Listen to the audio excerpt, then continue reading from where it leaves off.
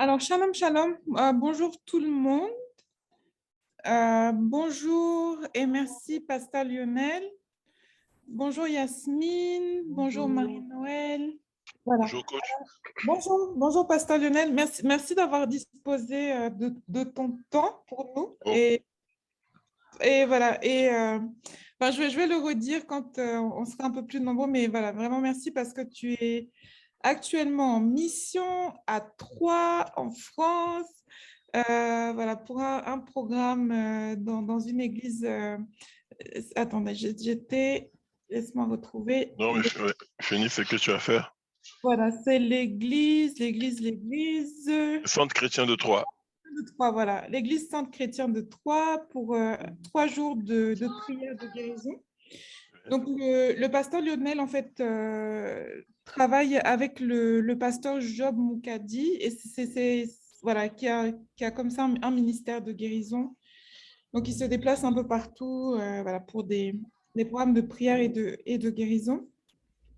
Et voilà, il, part, il nous bénit à chaque fois pendant les bootcamps. Et j'aime la voir parce qu'il est pasteur, il est homme de Dieu, mais il est aussi cadre dans l'industrie automobile en Angleterre, à Manchester, en Angleterre, où il vit. Et du coup, j'aime ça parce qu'il connaît en fait les défis et les challenges du monde professionnel pour les vivre lui-même en fait. Donc voilà. Donc j'aime bien qu'il vienne voilà, nous enseigner. Voilà, il a cette double casquette-là et c'est toujours bénissant et enrichissant pour nous. Alors, bienvenue Lisette. Et puis, je sais qu'aujourd'hui, je t'ai plus demandé de nous faire une exhortation sur le leadership, mais si tu pourras quand même prier à la fin, prendre 5 minutes pour prier justement pour les participants, pour D'accord. développer ce caractère de leader et que le Seigneur les emmène aussi aux positions de leadership. On est appelé à être la tête et non la queue. Amen. Amen. Amen. Puissent manifester ça aussi dans leur vie. Voilà. Donc, disons, je ne sais pas si peut-être on va se lancer. Hein, peut-être on va se lancer. Les autres vont nous rejoindre en cours de route. Voilà. Et sinon, ils suivront le replay. Voilà. Donc, encore une fois, merci beaucoup, Pasteur Lionel. Oui, On t'a c'est volé, moi. on t'a volé un peu de ton temps. Non, c'est pas. Voilà, de venir nous bénir. Voilà. C'est toujours un plaisir, coach. Donc voilà, donc je te laisse te représenter plus en détail et D'accord. après on plonge. Ouais. Ok. Mais bonjour à tout le monde. Bonjour, Je suis pasteur Lionel. Excusez-moi, je suis ici dans la chambre d'hôtel. Et de temps en temps, vous pouvez écouter du bruit. Il y a ma fille qui regarde les cartoons là. Et j'ai ma femme qui est juste en face de moi en train de me motiver là. Donc, donc soyez bénis, Marie-Noël, soyez bénis, Yasmine, Lisette. Voilà, je suis pasteur Lionel. Je suis marié, père de 3 enfants. Et voilà, comme a dit coach, hein, je travaille dans une entreprise ici en Angleterre qui est numéro 1 mondial dans le domaine. Et je suis pasteur ordonné. Et d'un point de vue professionnel, voilà, j'ai une petite responsabilité d'avoir une équipe que je manage. Et ça fait plus ou moins 15 ans que j'ai eu cette possibilité d'avoir des staffs que je manage. Et à l'église aussi, c'est une responsabilité en tant que leader. Et en tant que père de famille aussi, marié, c'est aussi une facette du leadership. Donc voilà, je suis toujours, I'm always thrilled, comme on dit, je suis toujours content d'être là, de donner ma main d'association un temps soit peu à coach Rosemary, qui est une source d'inspiration pour moi, elle ne le sait pas, mais ce qu'elle fait est beaucoup apprécié, beaucoup admiré. C'est une femme de Dieu, une épouse, elle a une grande carrière, vous savez tout ce qu'elle fait, mais qui consacre ce temps quand même pour vous et nous. C'est des personnes qu'il faut vraiment encourager et féliciter. Donc, voilà, c'est toujours difficile de parler de soi-même, mais ce que vous pouvez retenir, c'est que je suis un serviteur inutile. Et comme le dit la Bible, hein, nous donnons le peu que Dieu nous a donné. Et note, excusez-moi, j'ai un son derrière, une vidéo. Voilà. Donc, nous donnons le peu que Dieu peut nous donner, et puis en sachant que nous n'avons pas la science infuse.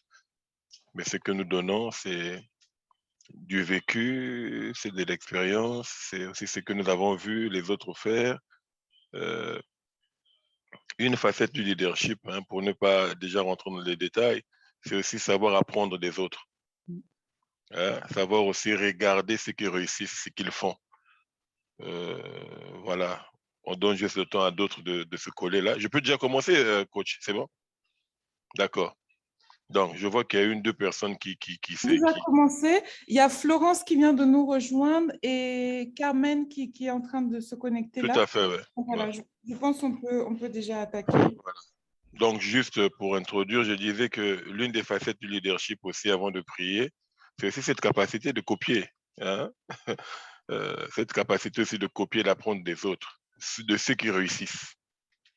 Parce que souvent, la plupart du temps, nous sommes jaloux de ceux qui réussissent.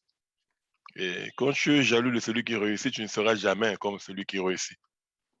Et puis aussi, lorsque tu veux copier les autres, ne te dis pas que je veux devenir comme Rosemary. Mais tu dis que je peux faire plus que Rosemary.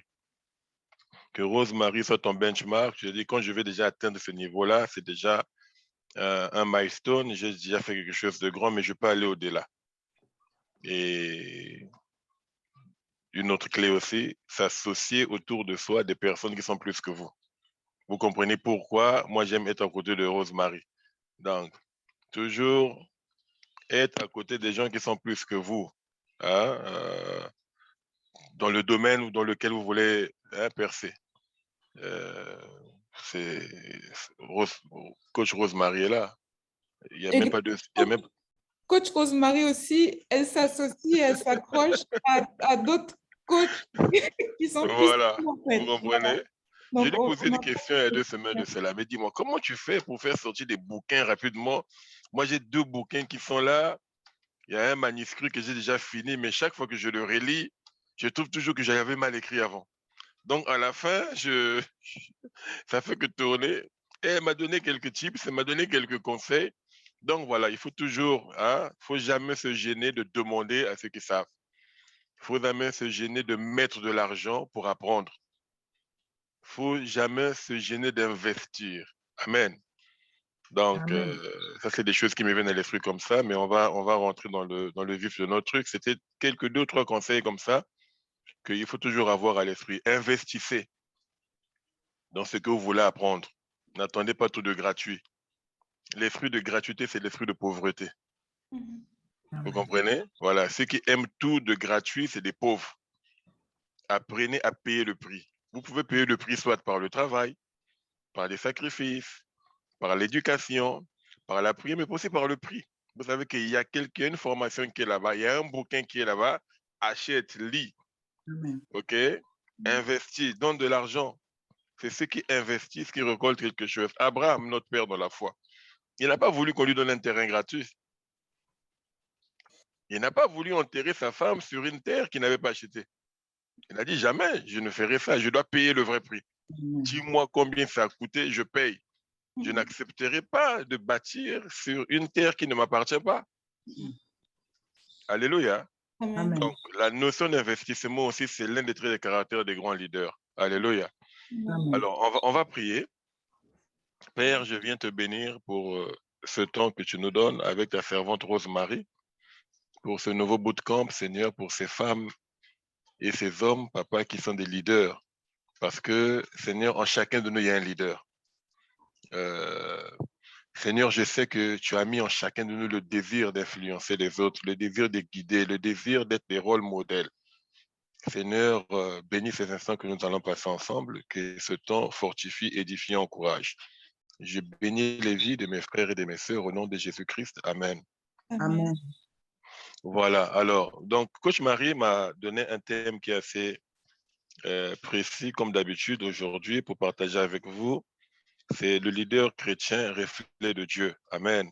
Amen. Donc, ce que nous allons parler vraiment va axer autour de la Bible.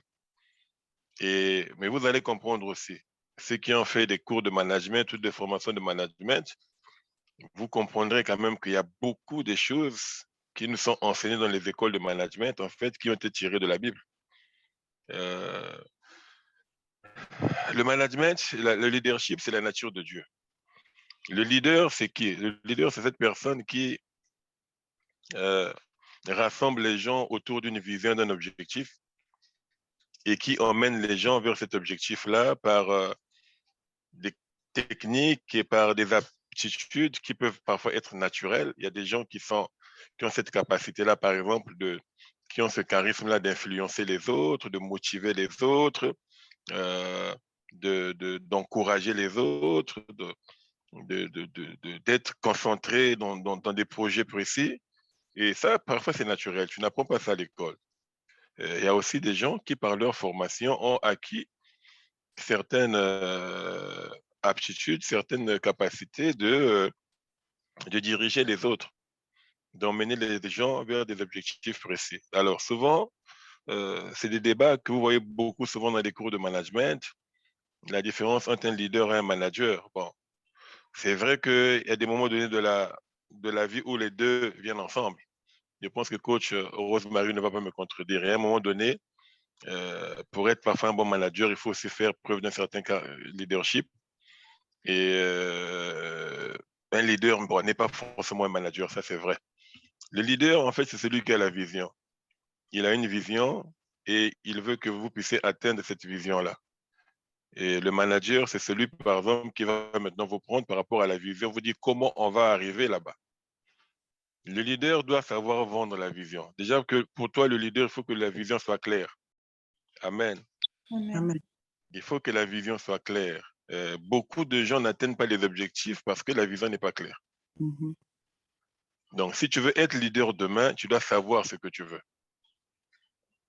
Voilà pourquoi le Seigneur avait dit à Habakkuk 2:2, écris la vision. OK? Il faut écrire la vision. Quand tu as une grave là sur des tables, Dieu, quand il a donné la vision à Moïse, il a demandé à Moïse d'écrire les tables de la loi. Il faut que le peuple vienne lire. Il faut toujours que tu aies un endroit où tu vas te référer. Donc, première des choses, à vous les leaders, ayez une vision qui est claire. Parce que de votre vision vont découler les objectifs. Amen. Amen. Si la vision n'est pas claire, les objectifs sont erronés. Amen. Dans tous les domaines de votre vie, je vous ai parlé tout à l'heure que tu peux être leader dans ton foyer. Vous les femmes, j'ai 6 femmes en face de moi. Tu peux être leader dans ton foyer. Tu gères les gens, tu guides dans ta maison. Amen. Par exemple, tu t'es rendu compte que ton mari ne gère pas bien l'argent. Toi, tu as la gestion du budget de la famille. Mais il faut avoir une vision qui est claire. Moi, ma vision, c'est quoi? Qu'à la fin de l'année, les dettes de courant, de gaz, d'électricité soient réduites. Que nous puissions épargner plus que nous avons épargné l'année dernière. Lorsque ta vision est claire, c'est quoi? Réduction des dettes. OK? Augmentation de l'épargne et augmentation de l'investissement. Tu écris. OK? Tu écris. Habakkuk 2 a dit écris la vision, grave là. Et donc, dans les cours de coaching, qu'est-ce qu'on nous fait souvent? On nous disait quoi? Écris ça même à l'entrée de ta porte. La porte là. Tu écris ça partout dans les toilettes. Et tu comprends? À la cuisine, partout tu écris. Et il y a même ceux qui ont te dit tu mets les stickers dans la voiture. OK? Pourquoi? Pour que tu ne te décales pas de la vision. J'ai dit qu'à la fin de cette année, objectif, épargner, réduire les dettes et investir. À la fin de cette année, c'est que moi, dès décembre, 1er décembre, j'aurai déjà fini avec les cadeaux des enfants. C'est des objectifs. Les objectifs, ce n'est pas quelque chose de monstrueux, de compliqué. Vous comprenez? Je te dis, chaque décembre, je cours toujours, je cours. Bon, moi, cette année, dès le 15 novembre, je commence la liste. 15 décembre, j'ai fini avec préparation de Noël. Tu écris. Donc, première des choses, la vision du leader doit être claire. Juste Parce si que je peux me permettre, Vas-y, maman. c'est le travail qu'on va faire la semaine prochaine. Et d'ailleurs, je suis excitée par rapport à ça. Donc, vous allez faire genre un peu votre bilan de compétences et vous allez travailler sur votre vision. Donc, à la fin de la semaine prochaine, vous saurez exactement, professionnellement, là où vous voulez vous en aller et Voilà. bâtir un plan, une stratégie pour y arriver par rapport à ça. Voilà. Voilà, coach. OK? Donc, le premier leader, tu es d'abord leader de toi-même.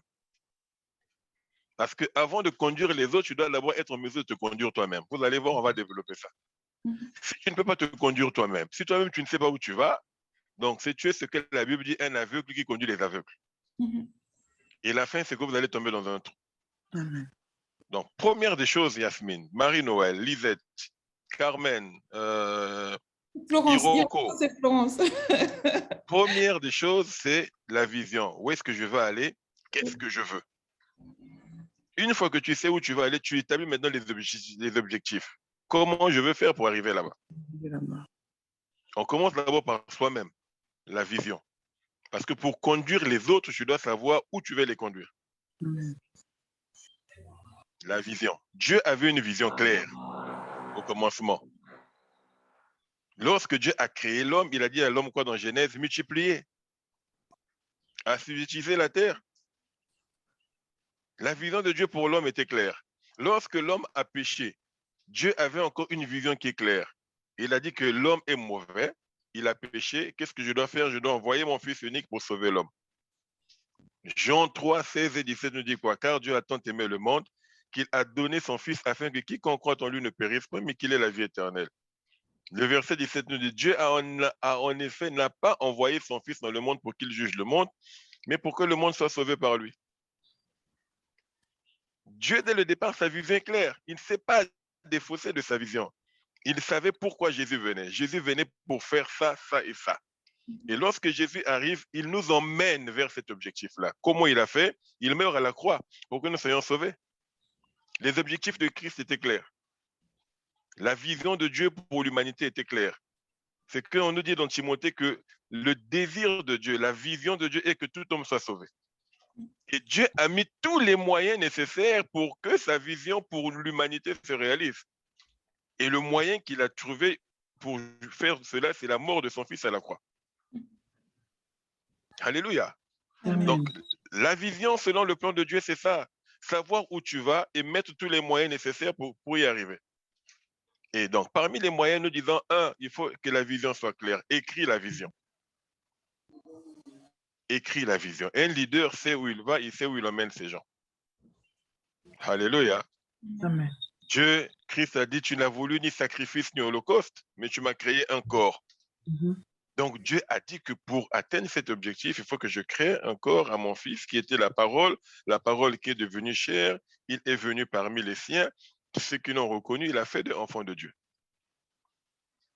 1 Timothée 2,3, à partir du verset 4, Dieu veut que tout homme soit sauvé et parvienne à la connaissance de la vérité, car il n'y a qu'un seul Dieu, un seul médiateur. Alléluia. Donc, il faut développer maintenant ce mindset-là, ce mindset de savoir que j'ai une vision, je ne dois pas me déphaser de cette vision. Quand Jésus-Christ arrive dans le jardin de Gethsémane, à la veille de sa crucifixion, la Bible nous dit qu'il a frémi parce qu'il devait devenir péché. Amen. Amen. Il devait devenir péché. La Bible nous dit qu'il était en train de prier, de sangloter. Sa sueur était devenue comme des grumeaux de sang.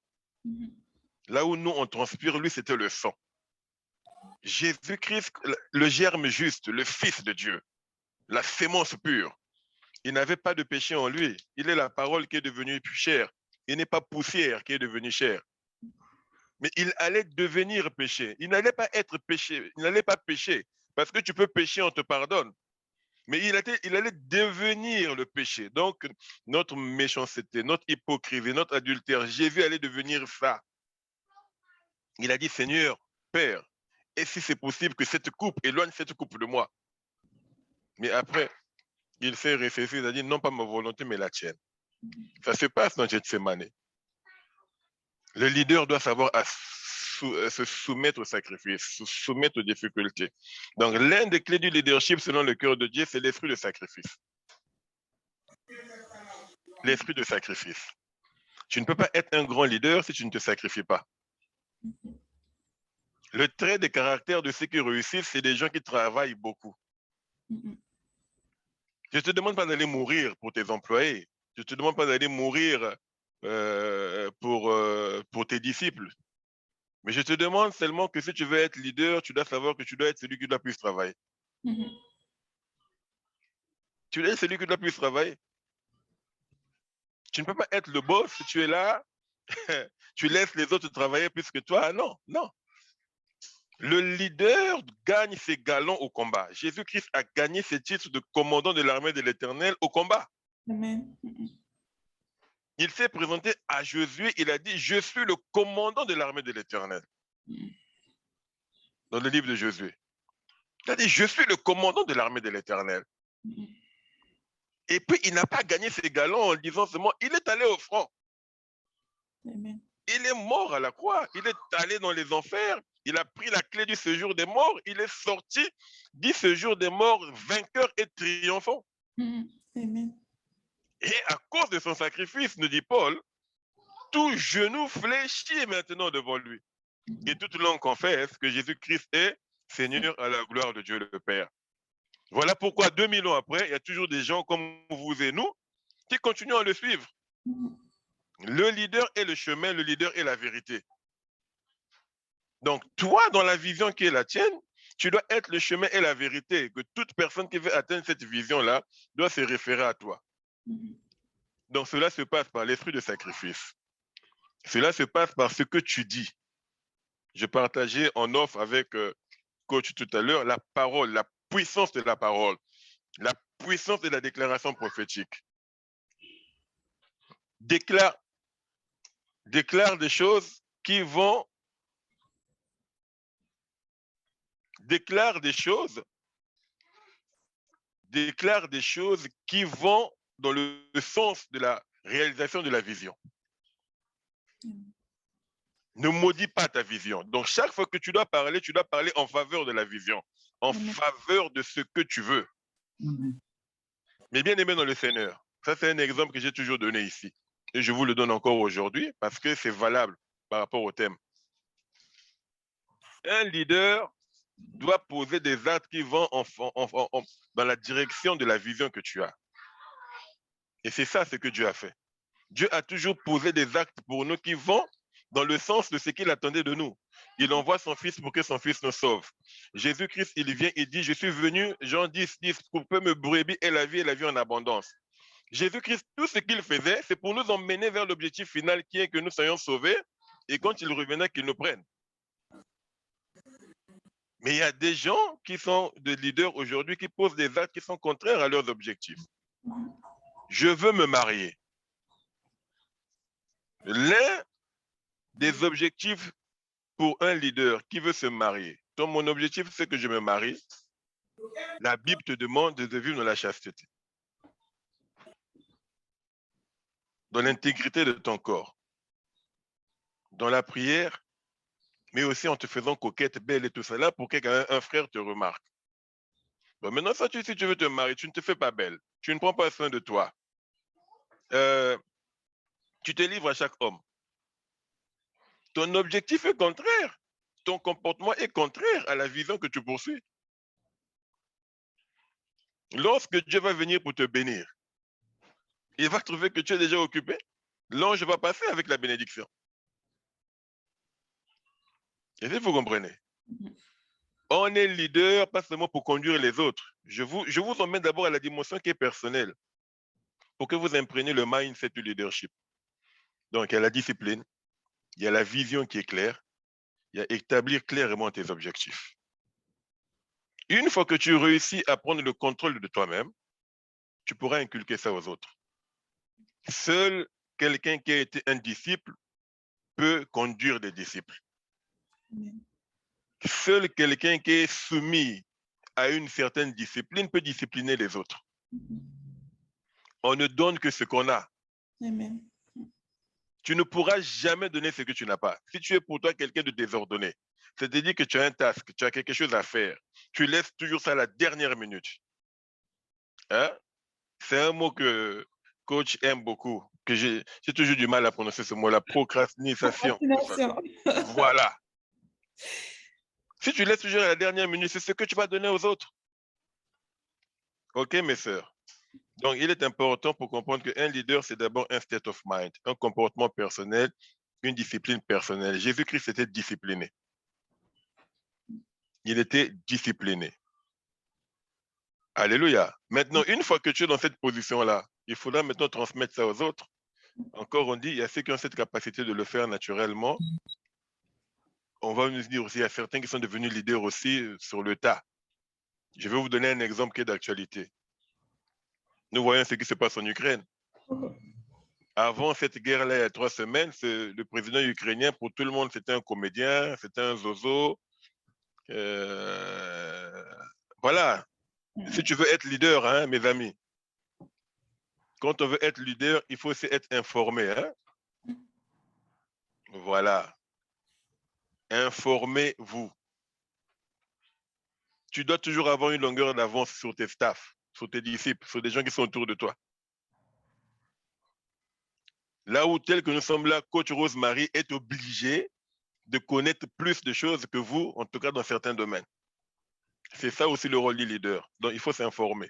Donc, je vous disais que le président ukrainien, là, on le prenait pour un zozo, c'est un comédien, quelqu'un que les réseaux sociaux ont créé, il est devenu président. Paf, la guerre arrive. On voit une transformation de l'homme.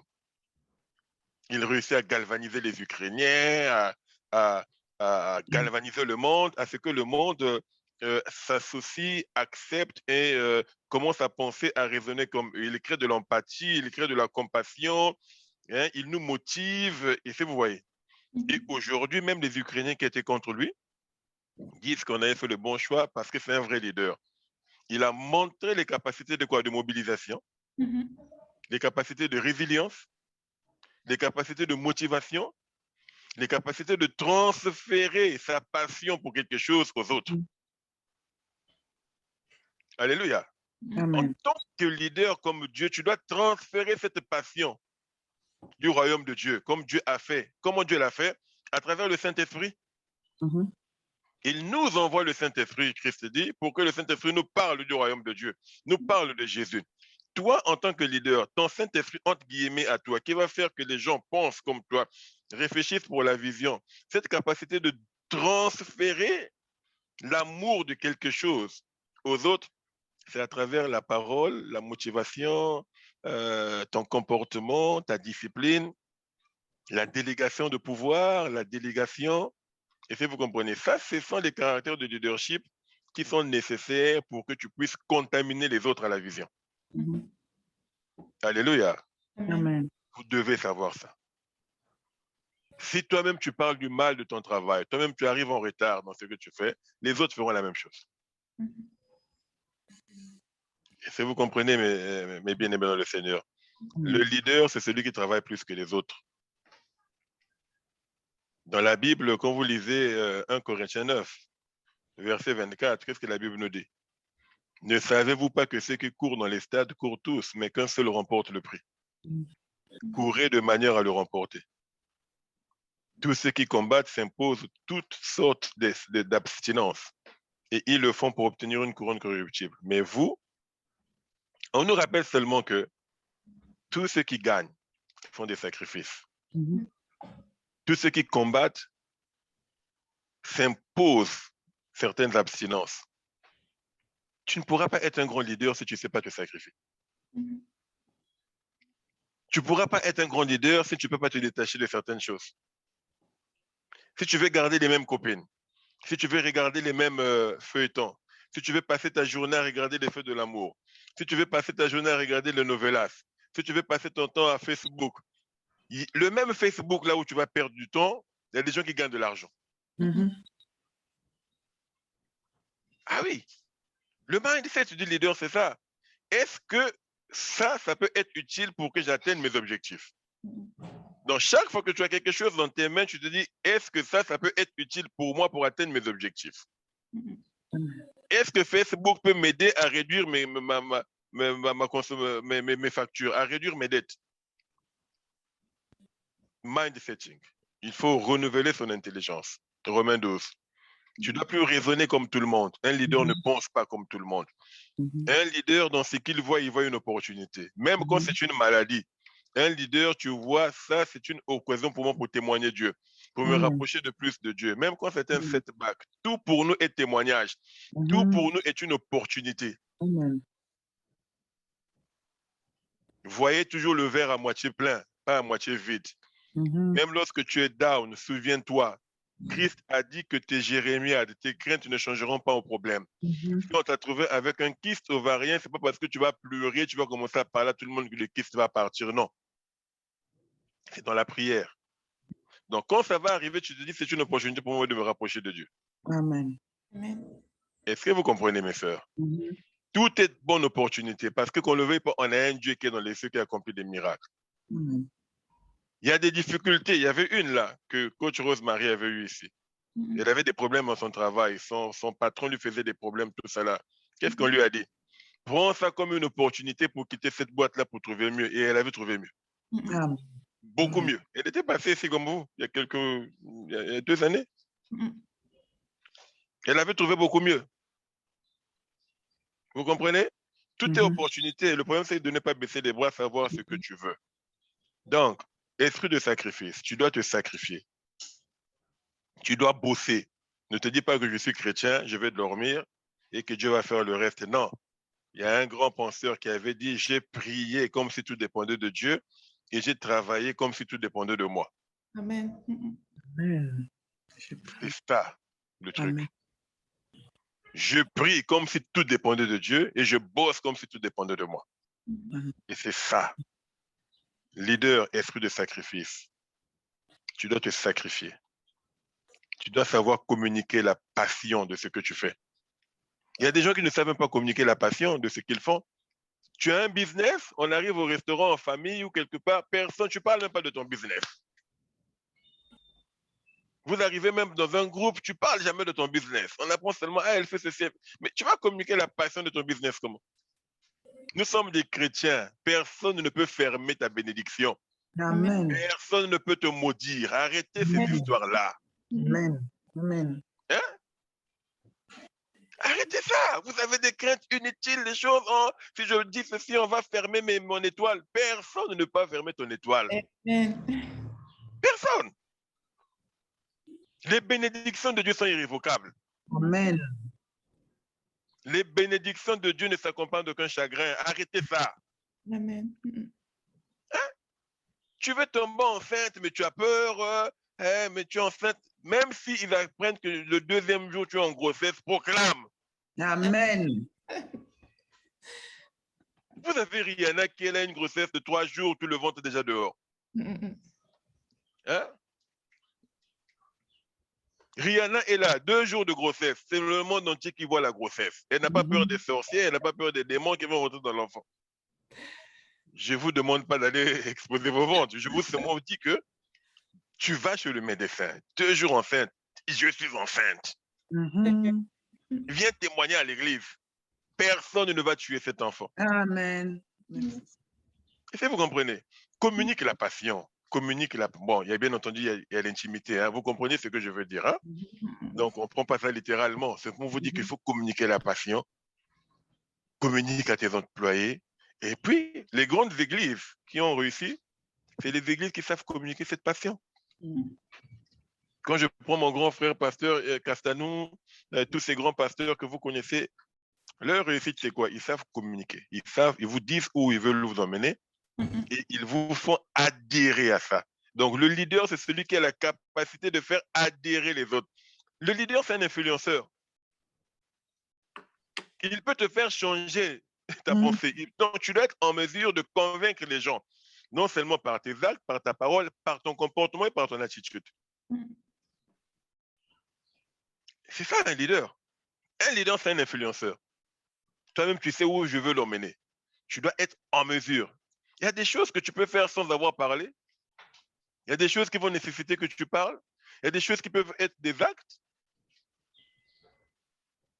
Quand nous avons commencé l'église avec mon pasteur, quand on invitait les pasteurs, on voyait toujours comment le pasteur faisait sortir l'argent. On les mettait dans des bons hôtels, on dépensait beaucoup d'argent. Moi, j'étais parmi ceux qui disaient, mais le pasteur, on dépense beaucoup d'argent, l'église n'a pas d'argent, tout ça là. Je boudais. Est-ce que vous comprenez? Lui, en tant que leader, il ne parlait pas. Hein. il nous disait seulement faites. Faites. Quand les comptes de l'église étaient à sec, lui-même faisait sortir son argent. Et il vous disait, prenez ma dîme, payez l'hôtel, payez ceci.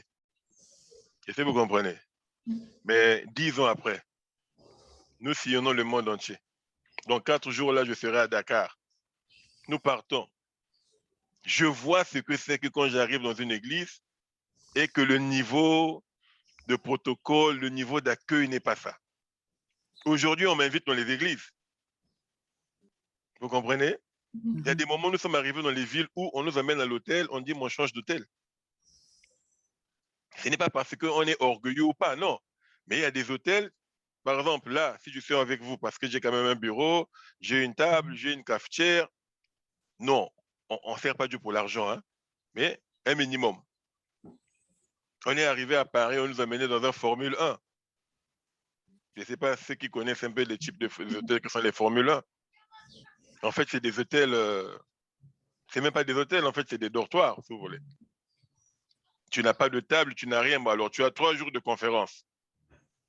Je n'ai pas de table pour préparer les enseignements. Il y a du bruit partout, je n'ai pas le temps de prier. Une fois, nous sommes allés à Liège, on a mis notre pasteur dans un hôtel où il y avait des prostituées en bas. Wow. Des prostituées. Et donc, nous, l'équipe avançait, lui, il était arrivé avant nous, on avait pris la route à partir de l'aéroport de Charleroi. Et puis, on est arrivé plus tard en voiture, on arrive à l'hôtel, on voit vous connaissez la Belgique, il y avait des prostituées, tout ça là. Et on monte dans la chambre, vous voyez clairement que c'est une chambre de passe. Les gens de chambre, on n'a pas besoin de te décrire, quoi. Tu comprends que ça, c'est... Est-ce que vous voyez? Oui, oui. Aussitôt, on a dit, bon, on va rien dire à cette église-là. On n'a rien dit. On a pris le vieux écoute papa, on a enlevé la voiture, on a regardé là, tiens, il y a un mercure là. On a fait sortir le vieux mercure. Ils viennent chercher maintenant le vieux, mais papa, on va venir te voir à l'hôtel. On leur dit, non, mais venez à tel hôtel. Dès que le pasteur lui-même il est arrivé, vous pouvez voir qu'il a compris la leçon. Et puis lui-même il s'est excusé, tout ça là. Et puis aujourd'hui, il est devenu nickel. On lui a dit, la prochaine fois qu'on vous invite les hommes de Dieu, trouve quelqu'un de sérieux ou toi-même va voir l'hôtel, vois les environs. Parce que je suis un serviteur de Dieu. Je ne vais pas venir dormir là où les gens fument, les gens boivent, les gens... Non, écoute, j'ai une onction à préserver. Donc, le leader, c'est celui qui peut aussi enseigner par des actes.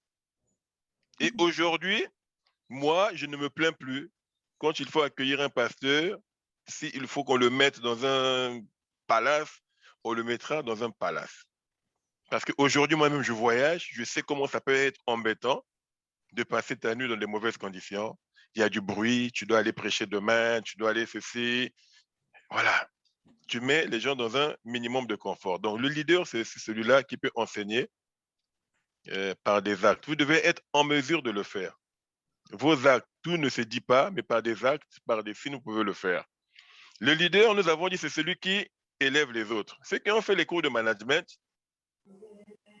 savent qu'il y a beaucoup de théories par rapport au leadership. Mais ce qui est certain, c'est qu'il y a une constance par rapport à la qualité du leader que tu veux être. Il y a des leaders qu'on appelle, nous, en anglais, transactional. Je ne sais pas comment le dire en français, en vérité, je n'ai pas cherché. Est-ce que c'est pas transactionnel?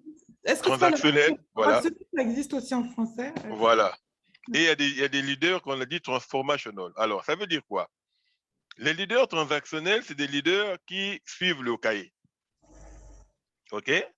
Donc, pour atteindre l'objectif, voici la vision, on doit faire ça, ça, ça, ça. Chaque matin, tu viens, tu arrives à 7 heures, tu cloques la carte, tu es assis là, tu réponds à 1000 appels, tu fais telle task. Voilà, là, c'est bon. La personne, ton intimité en toi en tant qu'être humain, le côté humain de la chose n'existe pas. Et si vous comprenez, lui, c'est le livre, c'est un robot. J'ai en face de moi, c'est une marchandise, c'est une machine à travailler, c'est comme ça. Mais il y a des leaders qui pensent aussi à l'homme. C'est ça le cœur de Dieu. Les leaders transformationnels. Donc, l'un leadership selon le cœur de Dieu, c'est celui qui pense à l'autre, à l'épanouissement de l'autre. C'est ce que Jésus-Christ a fait. Jésus-Christ n'était pas un leader égoïste. Il a dit dans Jean 15 que je vous appelle maintenant mes amis. Vous n'êtes même plus mes serviteurs. Donc toi, en tant que leader, selon le cœur de Dieu, c'est celui qui tire les autres vers le haut. Jésus-Christ est venu nous tirer vers le haut.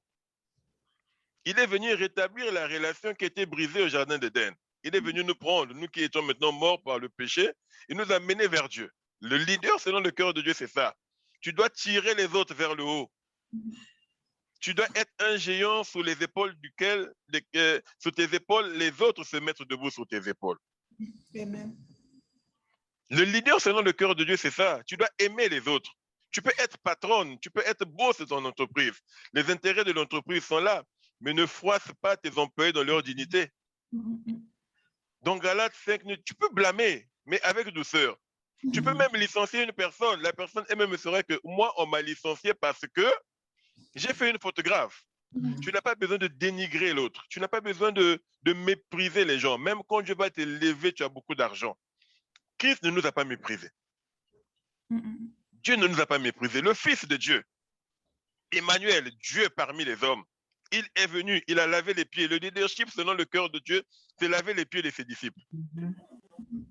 Tu es le serviteur de ces gens-là. Tu dois tirer les autres vers le haut. Moi, les managers qui ont su mieux me manager, c'est ceux qui me respectaient. Amen.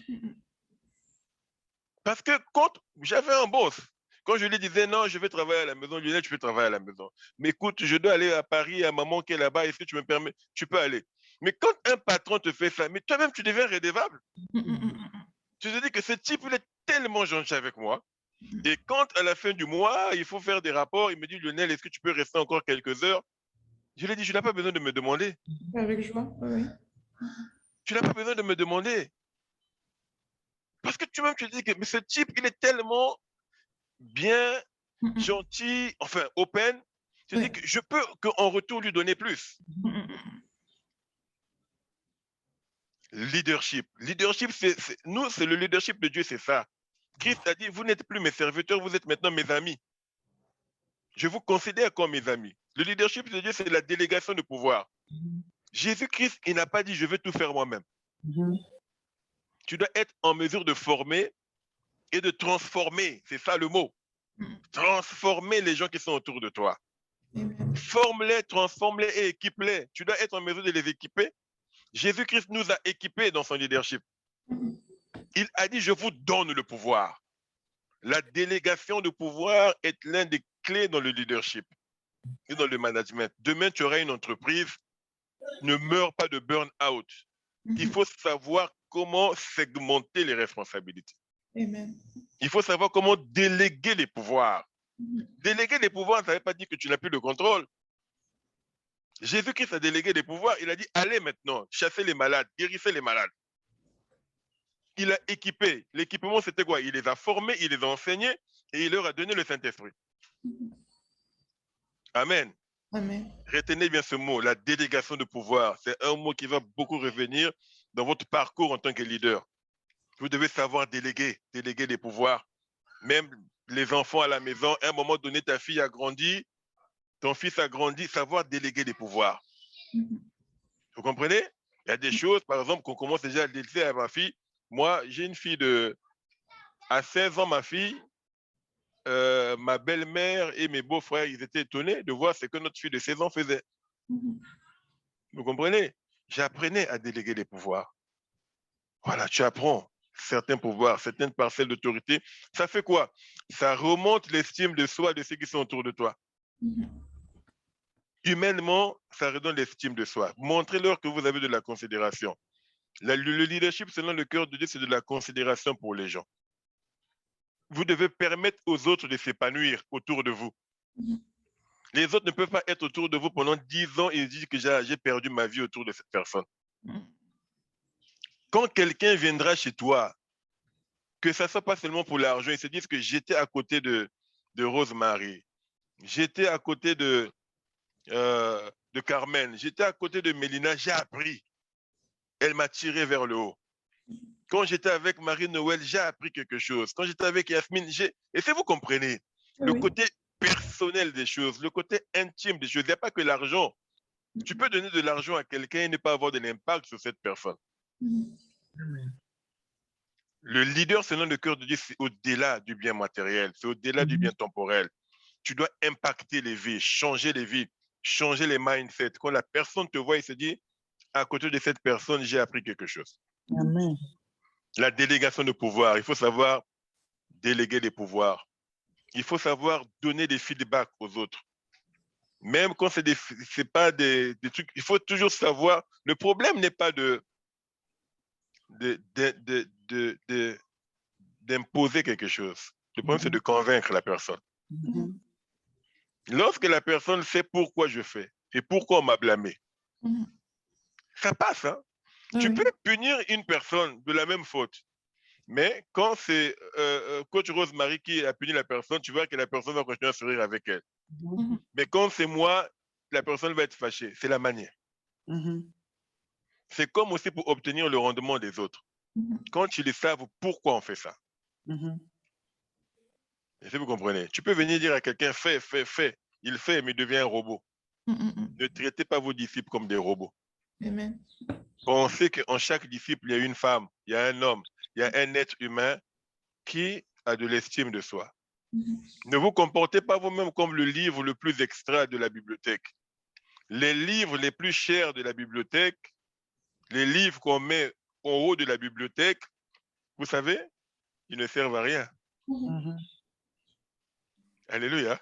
Amen. Regardez dans votre bibliothèque.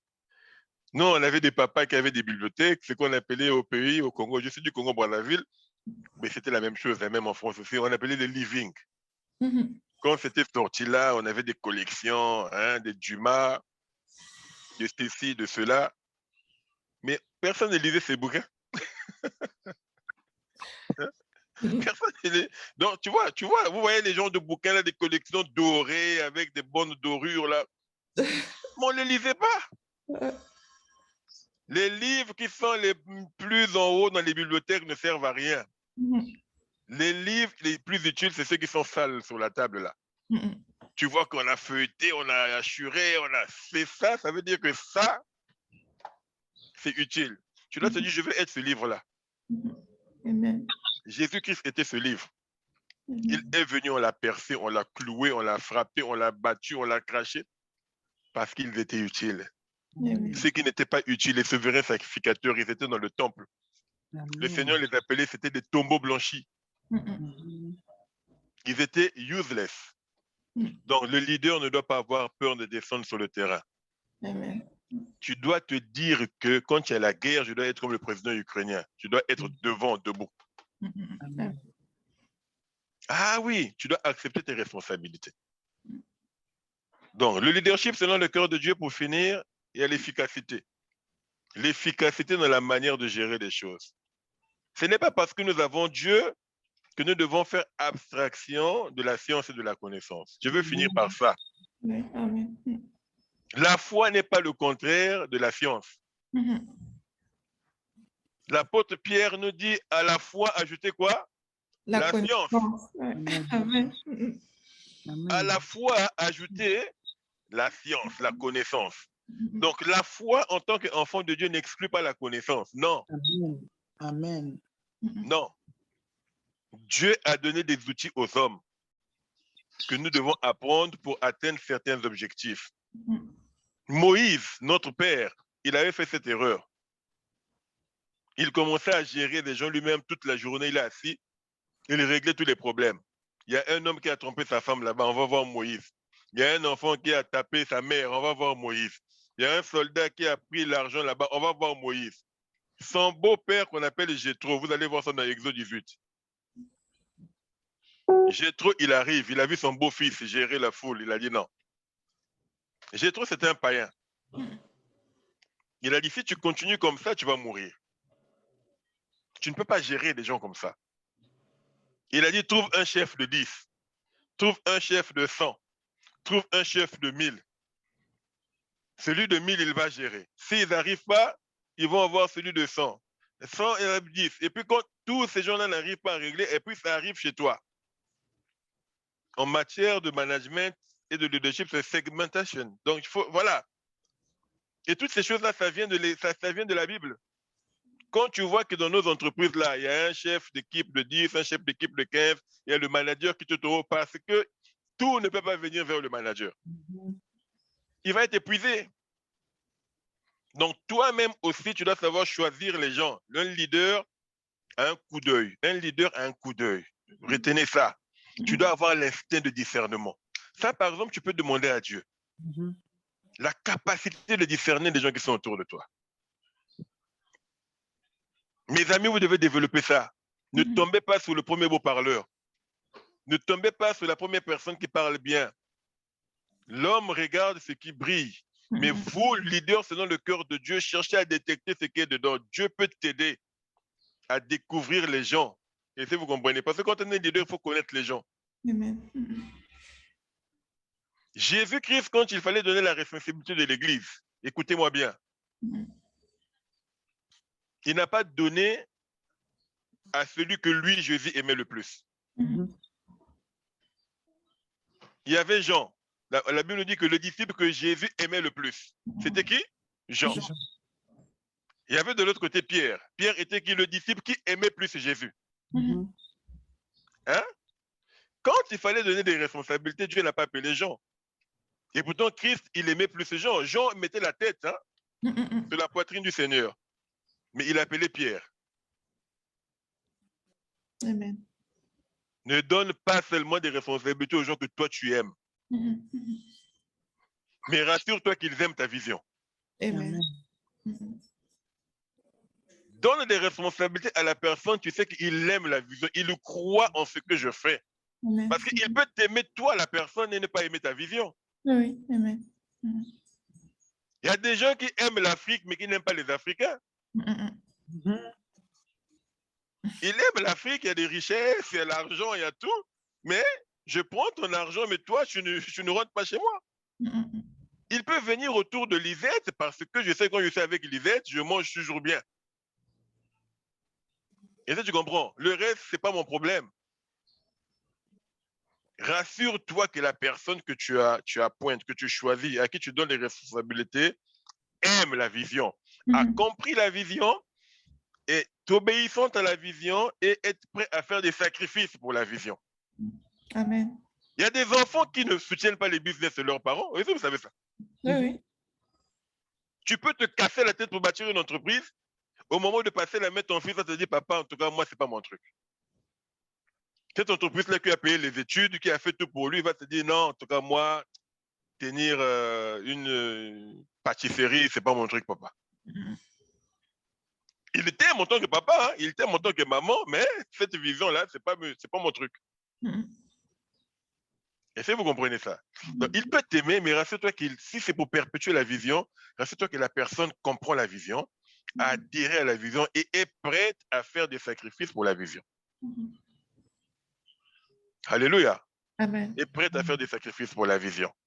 C'est ça, dans le choix des collaborateurs, c'est important. Important, l'esprit de discernement. Donc, pour revenir à Jéthro et à Moïse, l'efficacité. Dernière chose, mes amis, lorsqu'on a une vision, c'est pour que cette vision prospère. Et pour que la vision prospère, il faut travailler. Le Seigneur Jésus-Christ, dans la parabole de talents, il a dit à celui qui avait reçu une, il a dit que j'ai enterré parce que tu étais un chef méchant. Il a dit méchant serviteur. Celui qui avait reçu 2, il est allé investir, il en a ramené 2. Bon serviteur. Celui qui en avait reçu 5, il a ramené 10. À celui qui a, on donnera. À celui qui n'a pas, on ne donnera pas. Le leader doit comprendre ça. Il faut multiplier. La vision de Dieu initiale, c'est quoi multiplier? Donc, dans chaque chose qu'il fait, lorsque les objectifs commencent à s'arrêter, tu n'avances plus. Mais ceux qui font le business, lorsque tu n'avances pas, tu commences déjà à décroître. Même si c'est heaven, même si tu n'as pas perdu l'argent, mais tu es déjà en perte. Est-ce que vous comprenez? Amen. La première décroissance, c'est la stagnation. Donc, chaque fois que tu avances, c'est positif.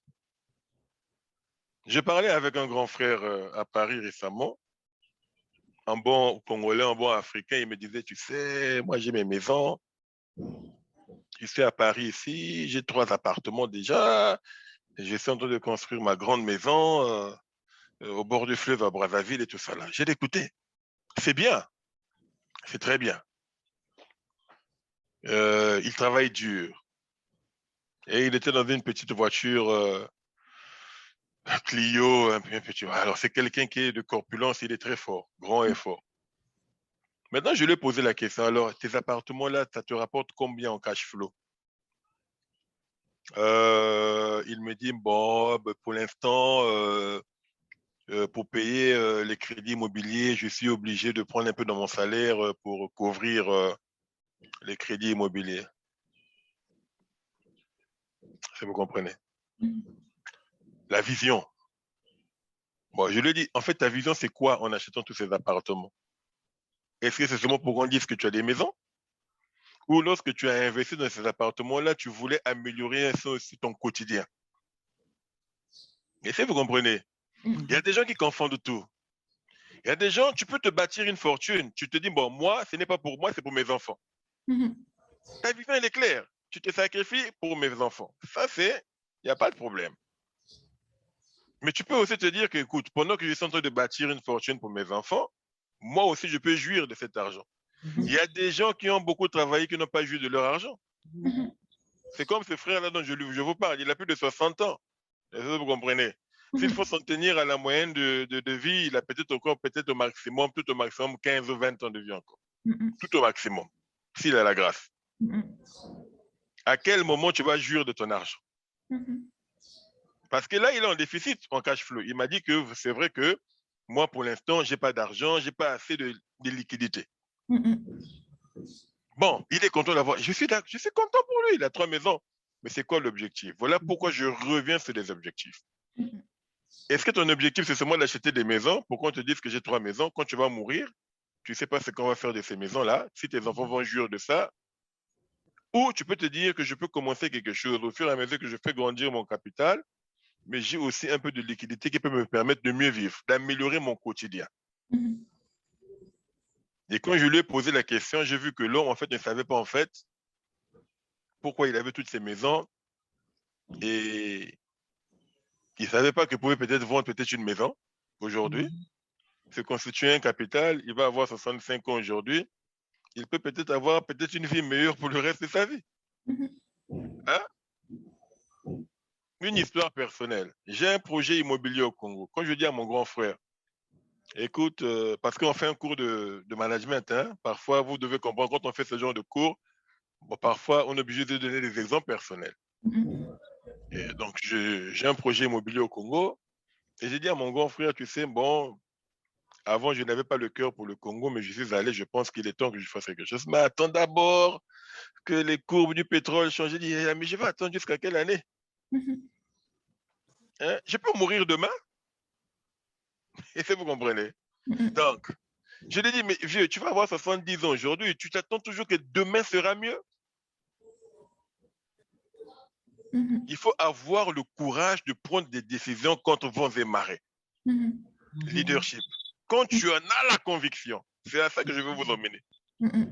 Quand tu as la conviction, même quand c'est contraire à tout ce qu'on te dit, fonce. Un leader, c'est un gars courageux.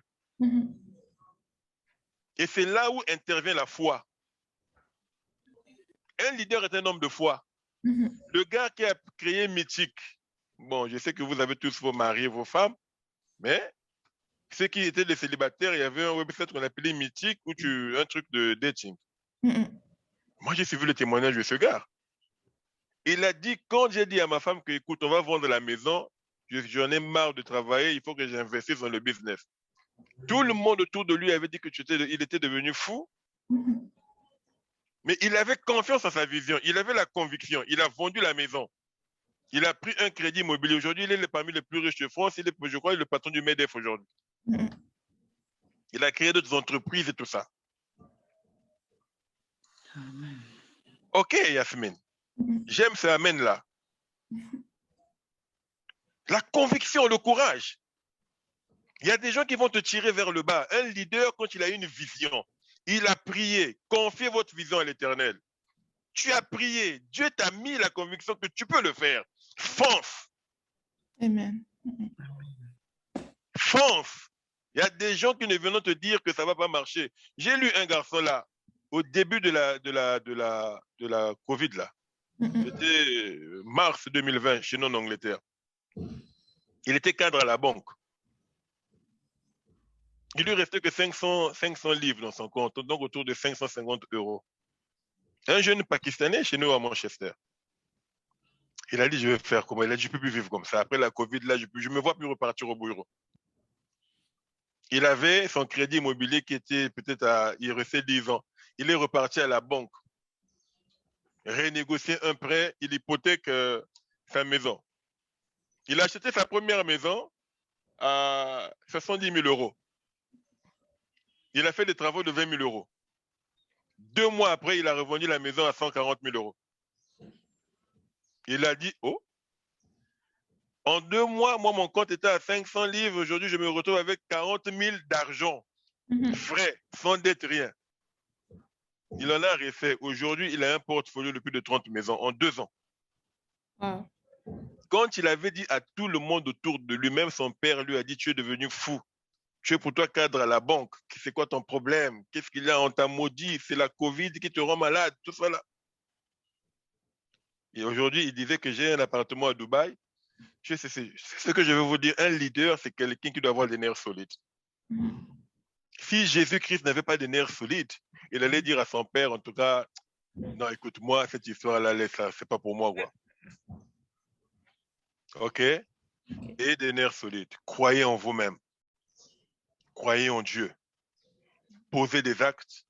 Travaillez pour ces actes-là. Cherchez la face de Dieu. Soyez sérieux avec les hommes. Ceux qui travaillent avec vous doivent voir en vous quelqu'un d'honnête. N'oubliez pas, le leadership selon le cœur de Dieu, c'est que tous ceux qui travaillent avec vous sont valorisés. Tout ouvrier mérite son salaire. Prive-toi de ton salaire, mais paye ceux qui travaillent pour toi. Amen. S'il y a un mois difficile, prive-toi de ton salaire. Paye ceux qui travaillent pour toi. C'est ça une source de bénédiction. Tout ouvrier mérite son salaire. OK? Sois honnête avec Dieu. Lorsque Dieu te bénit, bénis Dieu. La dîme, les 10% là, c'est une source de bénédiction. Quand Dieu te bénit, bénis Dieu. Quand Dieu te bénit, bénis les autres. OK? Amen. Je veux finir avec cette image pour que vous compreniez c'est quoi aussi un leader. Lorsque vous avez une plantation de bananes, ceux qui ont déjà vu une plantation de bananes, les bananes plantains, je peux dire le bois principal, une fois qu'il a produit les premières bananes, il produit toujours d'autres à côté.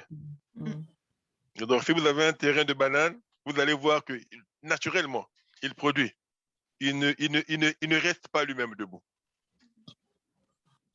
Créez autour de vous un groupe de personnes qui montent avec vous.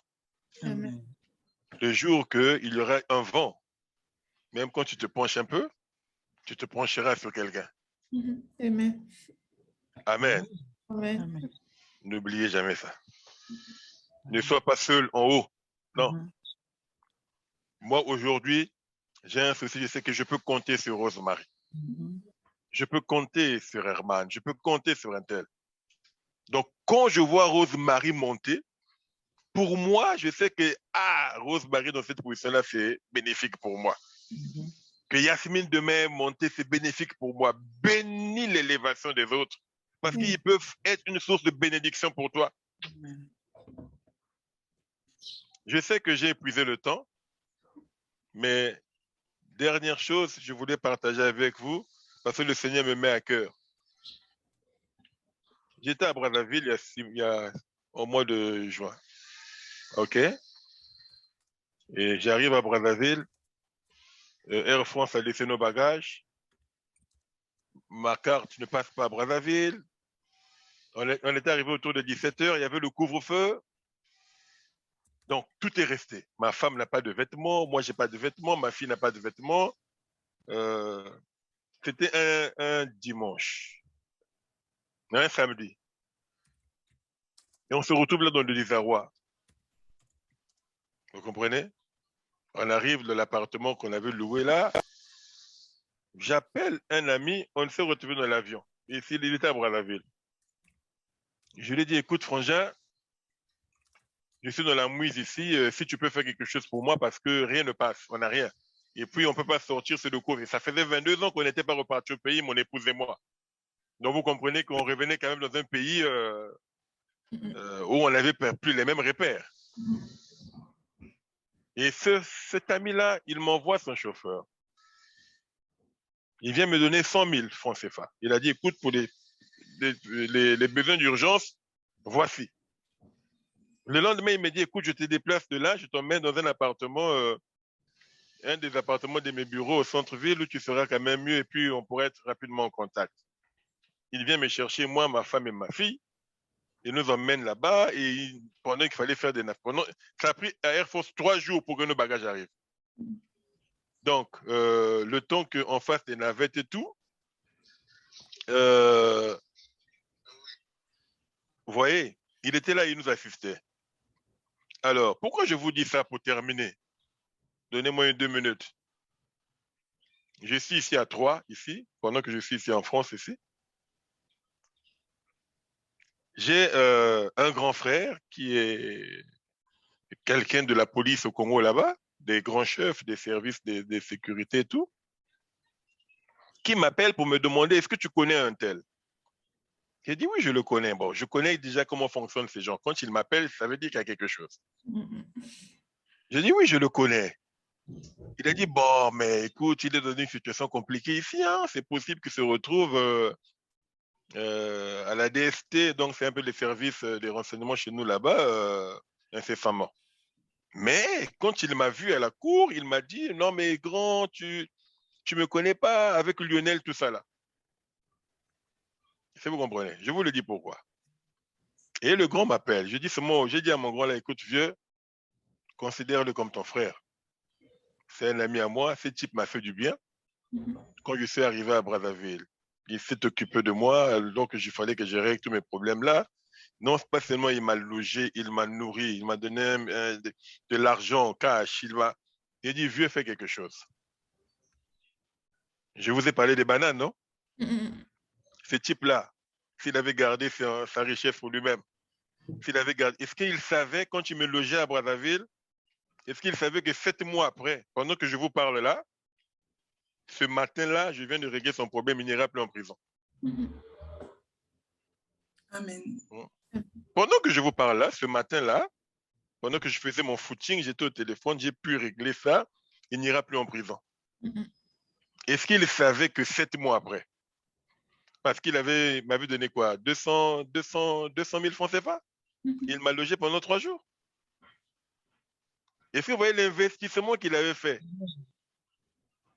Ça lui a épargné. Je vous dis que c'est une histoire sérieuse, hein. Je ne peux pas vous donner des détails, mais il partait en prison. On parle de 3 milliards de francs CFA.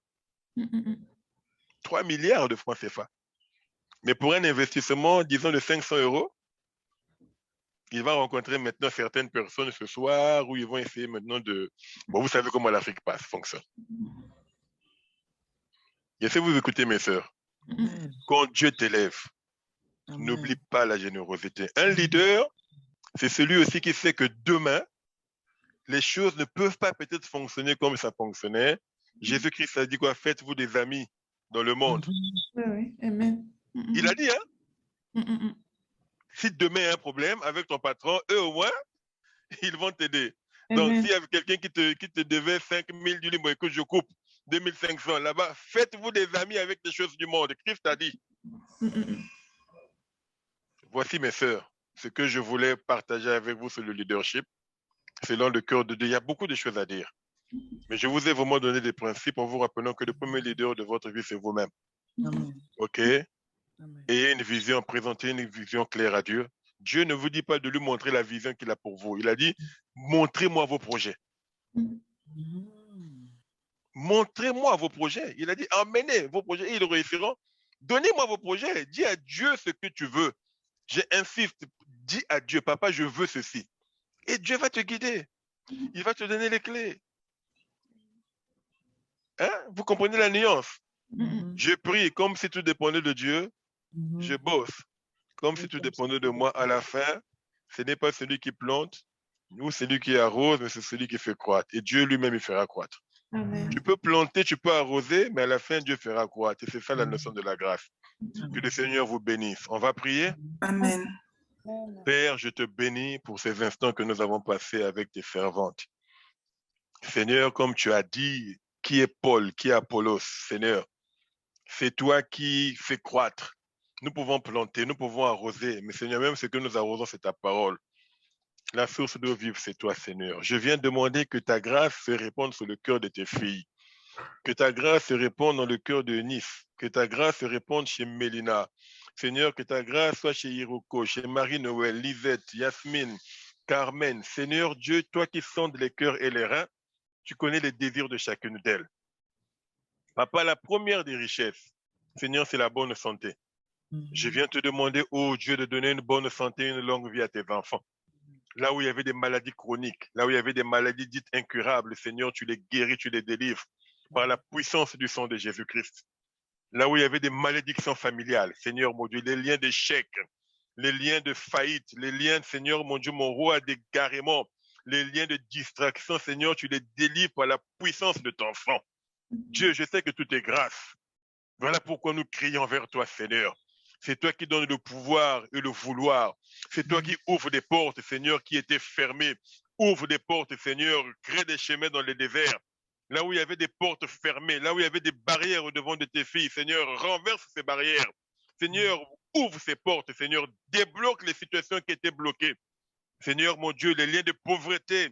Seigneur, mon Dieu, les liens des problèmes, des projets qui n'aboutissent pas, Seigneur Dieu, que tu changes toutes ces choses. Que 2022 soit pour tes filles une année de prospérité, une année de grâce, une année de breakthrough, Seigneur. Qu'elles réussissent dans leurs projets. Seigneur, là où il y avait des doutes, Seigneur, là où personne ne croyait en elle-même, là où personne se disait que cet objectif, c'est pas pour moi, Seigneur, transforme-les. Seigneur, nous avons parlé du président ukrainien. Seigneur, beaucoup de gens prenaient cet homme pour un moins que rien, mais aujourd'hui, le monde l'admire. Seigneur, que ceux qui prenaient Yasmine pour une moins que rien, que ceux qui prenaient Carmen pour une moins que rien, que ceux qui prenaient Hiroko pour une moins que rien, Marie-Noël, Lisette, Mélina, Eunice, Seigneur, quand ils vont les voir, qu'ils ne les reconnaissent plus. Amen. Qu'ils ne les reconnaissent plus, Seigneur. Que leur visage rayonne. Donne-leur d'intelligence, donne-leur de l'imagination, donne-leur du charisme, donne-leur de la passion, Seigneur, pour Dieu, pour ce qu'ils vont faire et ce qu'ils veulent devenir. Seigneur, ouvre les portes, crée des chemins, afin que leur destinée soit un témoignage. Papa, que lorsque les gens les verront, ils disent, je bénis le Dieu de Yasmine. Amen. Je bénis le Dieu de Lisette. Seigneur, je bénis le Dieu de Marie-Noël. Je bénis le Dieu de Mélina, de Nice, de Carmen. Seigneur, qu'elle soit un témoignage. Amen. Et qu'elle, Seigneur, qu'elle soit celles qui vont attirer les autres vers toi et vers le haut. Qu'elles soient des modèles, qu'elles influencent les autres. Que leur histoire influence les autres. Seigneur, que ce ne soit pas leur beauté, leur intelligence, leur diplôme, mais Seigneur, que ce soit leurs œuvres. Amen. Que leurs œuvres plaident et qu'elles donnent de l'espoir à toutes celles et ceux qui seront autour d'elles. Amen. Mon Dieu, nous savons que tu reviens bientôt, Seigneur. Tu nous as dit que nous sert-il de gagner le monde si c'est pour après mourir et terminer dans la géhenne. Au-delà de toutes ces choses, ô Père, garde-nous fidèles à toi. Amen. Que l'élévation ne nous éloigne jamais de toi. Amen. Rien ne nous éloignera de toi, Seigneur. Ce n'est ni la souffrance, ni les tribulations, ni les richesses. Au jour de ton avènement, Seigneur, nous voulons être prêts. Lorsque la trompette sonnera, Papa, que nous soyons tous revêtus de nos robes blanches pour rentrer dans la félicité éternelle. Seigneur, c'est ça notre vision ultime et c'est ça notre objectif, Seigneur Dieu. C'est d'être dans tes bras un jour et de partager l'éternité à côté de toi, Jésus. Amen. Ce jour glorieux, Papa, nous sommes impatients de le voir, car nous savons que tu arrives bientôt et tout œil verra et toute langue confessera que tu es le Fils de Dieu. Amen. Je bénis ton Saint-Nom, Père. Je bénis la vie de Rosemary et de mon frère Christian, Seigneur. Bénis ta servante. Bénis-les dans leurs projets. Bénis-la dans cette entreprise. Seigneur, je sais que ce n'est pas seulement un business, c'est un sacerdoce pour elle. Amen. Seigneur, nous avons vu des femmes et des hommes passer ici, Seigneur, et dont les vies ont été transformées à travers ta servante. Seigneur, bénis-la, qu'elle soit encore, Papa, ce lien utile entre toi et les personnes que tu veux bénir. Seigneur, car tu lui as donné ce que beaucoup n'ont pas, ce cœur pour aimer les autres. Élève-la, rends-la prospère dans toutes ses voies, au nom de Jésus-Christ. Amen. Amen. Amen. Amen. Voilà, voilà. Coach, à toi la parole. Merci, Pasteur Lionel. Merci, Seigneur. C'était vraiment bénissant. Je pense que tout le monde a été béni. Amen. Vous avez reçu beaucoup de choses, beaucoup de clés. Donc, vraiment, sois béni, homme de Dieu. Et voilà, que Dieu aussi bénisse l'œuvre que vous allez faire là tout ce week-end et tout à l'heure. Amen. Guérison, qu'il y ait beaucoup de guérison, beaucoup de témoignages. Pour la gloire de notre Dieu. Merci Marie-Noël pour le cœur. Je vois le cœur posté de Marie-Noël. Donc, merci beaucoup, Pasteur Lionel. Merci. Et voilà, soyez bénis, mesdames. Et donc, on se retrouve pour certaines tout à l'heure pour nos séances en one-to-one. Voilà, bon courage à vous les dames et on attend de bonnes nouvelles. Merci. Allez, Soyez God bless you. bénis, soyez bénis. Merci. Soyez bénis, merci. Allez, bye bye. Bye bye. Et bon week-end.